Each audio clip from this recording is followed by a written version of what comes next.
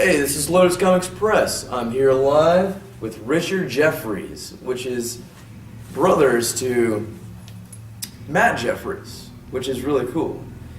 They have a book called Beyond the Clouds, and we'll be talking with him today regarding his book, his experiences with Matt Jefferies, and the great beyond. So, how are you doing today, Good. sir? How about yourself? Oh, really good. Really good. What can I do for you? Well, so tell me a little bit about your brother. Let's start with some of the facts that the space shuttle actually. He made the actual mock ship of the space shuttle for Star Trek, right? He sure did. So let's go way back in the beginning. My brother was born in 1921. I was born in 1923. We were only 18 months apart, and we were devoted to each other. And we were kids. We built model airplanes like most kids. Yeah. And flew kites. But my brother his model airplanes was always a little bit better than mine, always a little prettier. Right. But he loved aviation from a very early age. We lived through the Depression in Virginia. Our grandparents had farms, one in the northern neck up near Charlottesville.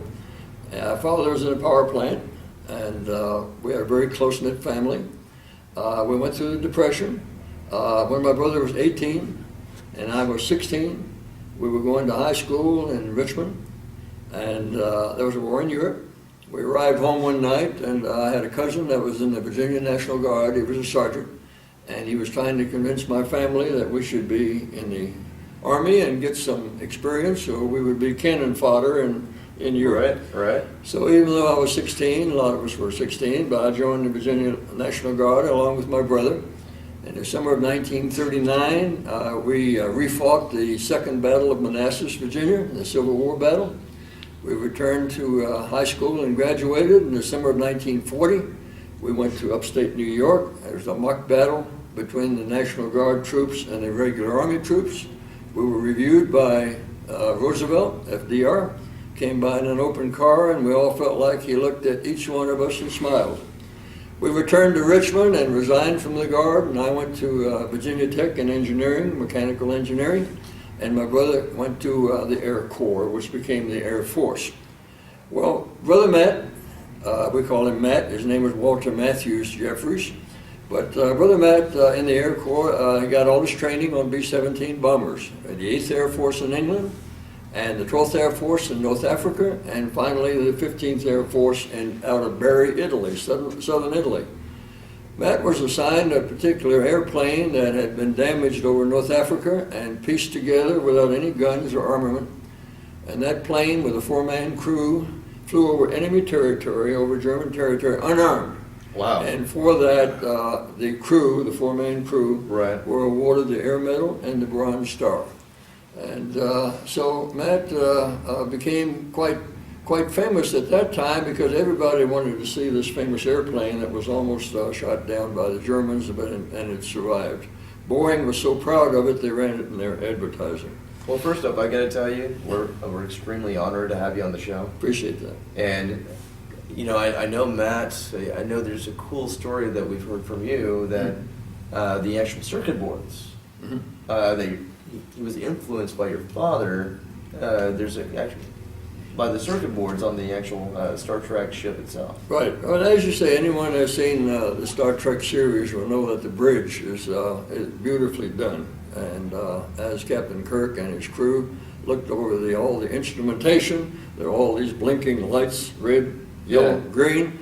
And thinking back to our childhood, my father was always in a power plant, and my brother and I would take him a hot dinner at night when he was on the night shift, and we felt like he lit up the whole world, and he stood there and that operating could control the entire power plant from his bridge, and we always admired the fact that we thought he lit up the whole world and pressed all these buttons. Matt was very definitely influenced by our father's power plant, Virginia Electric and Power Company, and that influenced his design of the bridge. Well, I got to tell you, he really did accomplish the exact influences that he was going for. I mean, there's many people that adore what he's done with the actual ship. I mean, if you see here on the cover case, there's a lot more photos that we're going to put on the actual website itself. But I mean, just the actual artwork for here is just amazing, and I mean, his concept of what he drew is pretty outstanding for the ship, I think. Yeah, very much so. And Gene Roddenberry made it very. And Gene Roddenberry flew B-17 bombers in the Pacific, and so he and my brother immediately had a good contact. Now, how my brother got to Hollywood was the fact that when he returned from the war after flying B-17s for almost 3 years, he got a job at the Library of Congress as a 23-year-old aviation artist. Oh, cool. They sent him to Hollywood on a movie called Bombers B-52, and that's when he met Roddenberry. Very awesome. And Roddenberry, being also a B-17 pilot, hired him to design the spaceship. Okay. And he made it very clear he didn't want it to look anything like Buck Rogers, Flash Gordon, Amazing Stories, or anything else. And that was a real challenge for my brother Matt. So I suppose the Flying Saucer had some initial influence. He had other designs in mind, but finally the whole concept is the Enterprise as we know it. And mostly it just came out of his imagination. I guess you said, you guys watched Buck Rogers as a kid? No, we didn't Stuff watch like that, anything. Television didn't exist, and we didn't go to the movies. We had the comic books. The comic books are amazing, We right? bought the Buck Rogers and Flash Gordon comic books. Okay. And incidentally, I've covered both of them in my book, and I have the authority from each of the families to print those in the book. And and we threw the comic books away. You know, I shouldn't have done that, but we did. What was your favorite? What's your favorite comic book? My favorite. Well, Matt and I never dated the same girl, but we were both in love with Wilma. You remember who Wilma was? Buck Rogers' girlfriend. I was going to make a joke. I was going go ahead. I was going to say Flintstones. Oh. But no, yeah, you're right. But anyway, other than that, I really can't answer. I got tied up. Again, back to the power plant. That's what influenced me to go into engineering. Very cool. Okay, is there anything else I'd like to answer for you? Well, the question is I know a lot of Trekkies out there are really influenced by today's drawing and today's sketch of the actual, not so much the new movies, but the older style of like the 1950s genre of the ship that he built. And I know I know a lot of people that I've talked to have huge amounts of respect for Matt and what he's done. Can you tell us a little bit, maybe some personal things about Matt that maybe we don't know on Lotus Comics? Well, number one, he made a great many friends. Yeah. And there are many admirers that really never worked on the original series. Very few of them are even alive anymore. Right. But he had some great admirers. Certainly William Shatner and Leonard Nimoy knew my brother well because they worked together every day. Yes, sir. And I've visited both of those and we've chatted. But in writing the book, I didn't have the opportunity to meet any of those people until later. There's a fellow by the name of Michael Okuda. Michael's very well known. Mike became a good friend of Matt while Matt was still alive. And got, matter of fact, Michael Okuda is one that built a model of his airplane that would be on exhibit at the new Santa Paula, California Museum. And this is the airplane, a 1935 Waco biplane. That was Matt's airplane. It's all covered in the book. At any rate, Michael Okuda creates patches for NASA. Okay. And he created a special patch just for the book. And he's become a very good friend of mine and has been very supportive and putting me in touch with various people, including Dorothy Fontana, who was a scriptwriter for Star Trek, Roddenberry's widow, who has comments in the book. I knew her in Las Vegas before she passed away. And I noticed Will Shatner has a comment on the back of your book as well. He does. So that's really. Would you like to read it? I'd love to. Okay. William Shatner said, "I loved Matt Jefferies. He was a good friend all during the years of Star Trek. I interviewed him several times for many of the books I wrote. He was always a dear friend and a source of knowledge about Star Trek that very few people knew." William Shatner, writer and actor. Roddenberry's widow, Majel, who I met in Las Vegas, said Matt Jefferies was inspiring yet humble. His art and feel for giving form to Gene's dream. So much of what made Star Trek beloved came from his pen. The look and dynamics of the show being timeless and futuristic, and yet logical. It was just what Gene wanted, to be inspiring and yet believable. And that's Majel Roddenberry. Well, I think he accomplished both of those things. Yeah, absolutely. And I think your brother really left a legacy that maybe he had he was years of his time as far as his thinking. No question about it. And when I was signing books out in Las Vegas, a man came up to me and acquired a book, and he said, "I want you to know that I want to shake hands, and I want to just touch you on the shoulder. That's the closest I'll ever come to Matt Jefferies. That's how much he was loved and admired. Well, after doing Star Trek, Matt went to a few conventions, but Star Trek was just a job. It was no big deal. No big deal. Okay. His life was aviation, aviation art. Well, he didn't make a lot of money because they didn't have a lot of money. You know, on making Star Trek, the only fixed set they had was a bridge, Captain Kirk's quarters, engineering, and sick bay as well, right, sir? Sick bay. And that's pretty much it. Everything's kind of slapped together. And so every day the new directors for the next episode, and you know there were 79 episodes, they'd come to Matt and drive him crazy. He's in the art department trying to get his work done. And to go down to the set and try to find out where the camera was going to be located, how the lighting was. And Matt finally made a model of all the fixed set and hung it up on the wall of the art department and used a pointer, saved him a lot of time and a lot of steps, and I have a picture of that model in the book. That model made out of balsa wood and is sold for huge bucks at one of the auctions. But it was just a time saving. So after Star Trek, Matt was hired by Michael Landon to do Little House on the Prairie, and he did that for 8 years. Well, let me ask you this, and I'm sure the viewers know what he's done to get to Star Trek. Mm. What's your favorite experience with your brother? My favorite experience? All time. Really? I would say my favorite experience with Matt was our maneuvers up in upstate New York. We slept in the same pup tent, and it was cold. Right. And we met a lot of wonderful people. We were in the 29th Division. We had many, many friends, and it's interesting to note it was the headquarters of 29th Division, was headquartered in Richmond, Virginia. It was the National Guard against the regular Army. Yes, sir. And the 29th Division landed at Omaha Beach. Wow. We were not there because I went a different direction and Matt went a different direction. But the boys that we soldiered with are mostly gone. Sorry to hear that. And as a matter of fact, with my 4 brothers, I'm the sole survivor. I'll be 90 next birthday, so I'm moving. Congratulations. On. Thank you. It's hard to say because Matt and I were very close. We both got bicycles one Christmas. Mine was red, his was blue. And the very first day, he tried a daring stunt and bent the fork of the bicycle. He was very daring, a lot more than I was. But he was a wonderful brother. He really was. That's awesome. I loved him dearly. My book is donated to his widow, Mary Ann. Okay. And they had a 55-year marriage, and it was a marriage made in heaven. That's awesome. And it was a great loss. I gave his eulogy at the church and in Hollywood, and it's a Catholic church.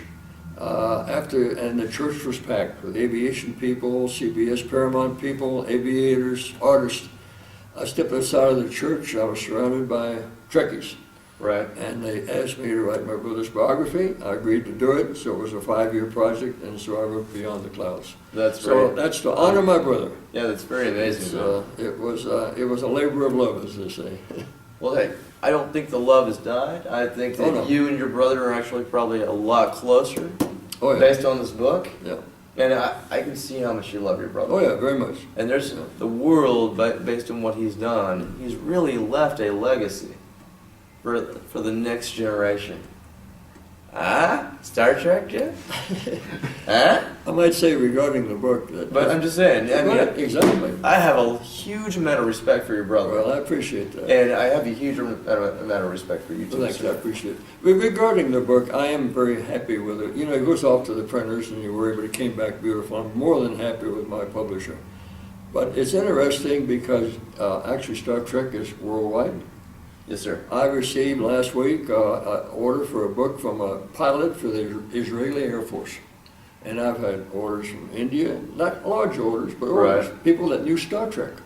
Every now and then it's because of Little House on the Prairie. Other time it's because of TV Dallas, or it's historian, and mostly aviation and aviation art. But a lot of Star Trek. That makes a lot of sense. Yeah, Trekkies all over the world. See, we know a lot about geek at Lotus Comics. Sure. But we don't know a lot, myself, I don't know a lot about aviation or anything like that. No. But I do know Star Trek. Yeah. And Star Trek is amazing. Yeah. And what your brother came up with as far as the concept drawings, what he did as far as like where he went with his life, That's absolutely astonishing. Well, I also mentioned to you that Matt was one of the founding members of the American Society of Aviation Artists. And every year they have a forum, and they always held at aviation museums. And they had a forum one year, it was, I believe it was 2000, year 2000, at American Airlines here in Fort Worth, and or Arlington. Anyway, Matt